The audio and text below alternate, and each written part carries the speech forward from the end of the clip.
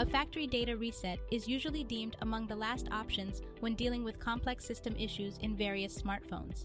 This reset erases all user data and restores the device back to its factory state. In this tutorial video, we will show you how to factory reset a Google Pixel smartphone through the settings menu. But before we move on, we really appreciate it if you'd like and share this video so that it will also reach other viewers who need the same information. Now let's get back to our topic. If you haven't already, be sure to back up all of your important data, like photos, contacts, and other important files to your cloud account, like Google Drive or any other secured backup drives, so that you will still be able to recover them later.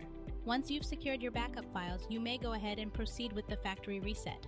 First, go to your smartphone's home screen or apps tray and then tap the settings icon. Doing so will launch the settings menu of your device.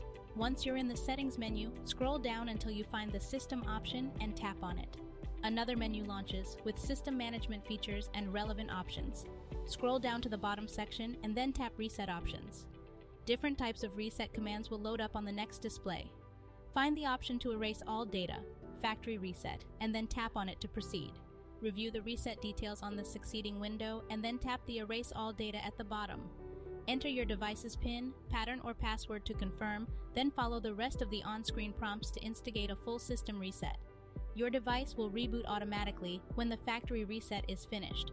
As soon as it's done rebooting, you can proceed with the initial setup process and configure your device as new. And that's it!